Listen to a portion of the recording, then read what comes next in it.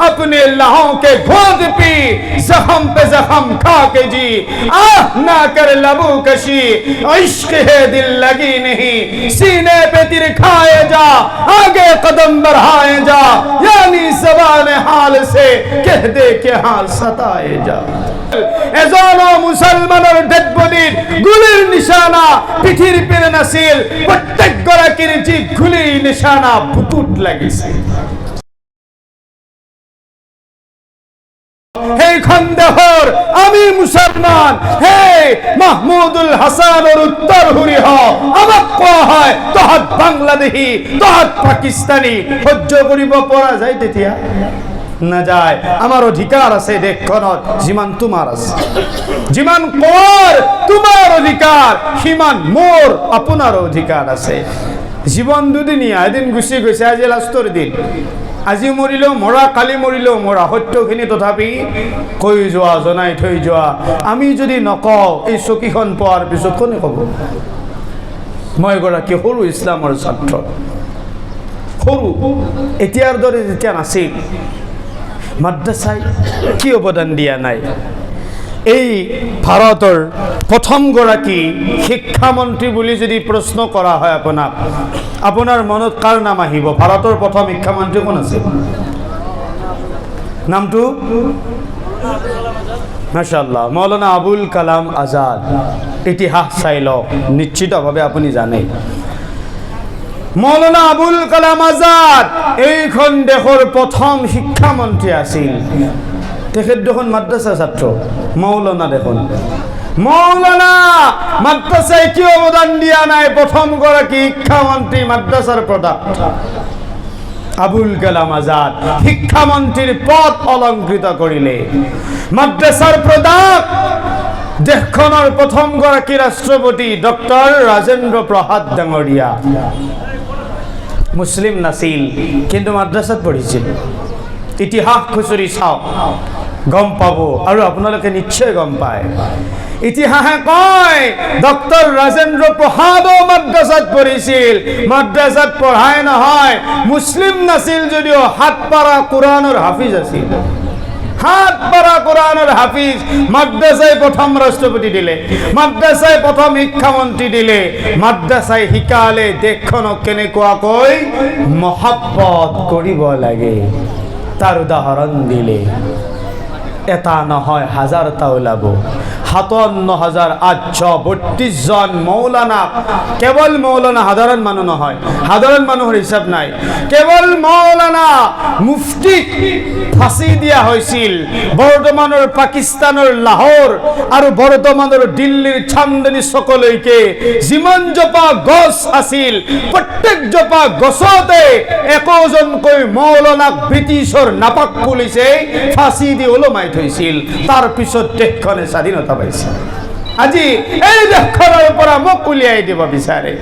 এই দেশখনত আমাকে গদ্দাৰ বোলা হয় কি অৱদান হায় হায় কালা পানীৰ সাজা মুছলমানেই তো খাইছিল যেতিয়া খান আব্দুল গফ্ফাৰ খান জালিমানৱালা বাগত থিয় হল কাৰোবাৰ কথা কাণত পৰিল মুছলমানৰ দেশ প্ৰেমৰ প্ৰতি নাই বলি খান আব্দুল গফ্ফাৰ খান জৰুৰ পৰৱৰ্তী সময়ত পাকিস্তান গুচি গৈছিল আমাৰ হাতত অপচন আছিল ইচ্ছা কৰিলে ভাৰতত থাকা ইচ্ছা কৰিলে পাকিস্তান যোৱা আমি যোৱা নাই আমি নিজে পছন্দ কৰি ভাৰতত আছো কৰবাৰ পৰা আমি অহা নাই ভারত আমার তেজে তেজে হীরায় হীরায় আছে থাকিব কোনদিন আমি আমার দেহর বিরুদ্ধে জোয়ান নাছিল জোয়ান নাই ভবিষ্যতলৈকে না যাও এ আমার দায়িত্ব এ আমার সংকল্প আর তার শিক্ষা আমাক মাদ্রাসায় দিছে মাদ্রাসায় দিছে কেনেকুৱা কয় খান আব্দুল গফ্ফাৰ খানে কলে যদি তোমালোকে সন্দেহ কৰা মুছলমানৰ দেশ প্ৰেম কিমান सबब যদি বিচৰা তেন্তে আহা জালিমানৱালা বাগত আহা হিন্দু ভাই মুসলিম ভাই একেলগে যুদ্ধ কৰিছে ব্ৰিটিছৰ বিৰুদ্ধে যুদ্ধত হিন্দু ভাই মুসলিম ভাই সকলো শহীদ হৈছে ইয়াৰ পিছত মুছলমানৰ হিসাব কৰা হল ডেড বডি মুসলিমৰ ডেড বডি 67টা পোৱা গৈছিল খান আব্দুল গফ্ফার খানে কৈছিল যদি এজন মুসলমানৰ বডিত পিঠিৰ ফালে গুলিৰ নিশানা থাকে মই খান আব্দুল গফ্ফার খানে আজিৰ পৰা স্বাধীনতা আন্দোলন নকৰো এই বুলি কোৱা হৈছিল। 2 দিনলৈকে পোষ্টমৰ্টম চলিল আৰু 67 গৰাকী মুছলমানৰ ডেড বডি চেক কৰি চোৱা হ'ল। এজন মুছলমানৰ ডেড বডিত গুলিৰ নিশানা পিঠিৰ পিনে নাছিল, প্ৰত্যেক গৰাকীৰ যি গুলিৰ নিশানা বুকুত লাগিছে। তাৰ পিছত দেখে স্বাধীনতা দিছে, মুছলমানে দিছিল অৱদান। যদিহে ব্ৰিটিছৰ বন্দুক আৰু কুণ্ডাক ভয় কৰিলেহেঁতেন, সেই ময়দান এৰি পলাই গ'লহেঁতেন, তেন্তে গুলি পিঠিত লাগিলহেঁতেন। পলাই যোৱা নাই, সন্মুখৰ পিনে আগুৱাই গৈছে। আপুনি লাহকে ঘোট পি জখম পে জখম খা কে জি আহ না কর লবু কশি ইश्क है दिल लगी नहीं सीने पे तीर खाए जा आगे कदम बढ़ाए जा यानी ज़बान हाल से कह दे के हाल सताए जा। সংকল্প আছিল চিনাত লাগক তীৰ, তাৰ পিছতো পিছুৱাই নহয় আগুৱাই যোৱা, আৰু সেই সিদ্ধান্ত লৈ মুছলমান আগুৱাই গৈছিল। তাৰে বাবে প্ৰত্যেকগৰাকী মুছলমানৰ গুলি নিশানা বুকুত দেখিবলৈ পোৱা গৈছিল। তাৰ পিছতো কি প্ৰুফ লাগে, প্ৰমাণ লাগে মুছলমানে দেশখনক ভাল পায় বুলি? ইয়াতো অত্যাচাৰ হয়, উৎপীড়ন হয়, জুলুম হয়, নিৰ্যাতন হয়, অসভ্যহালি আৰু চৰম ভণ্ডামি হয়।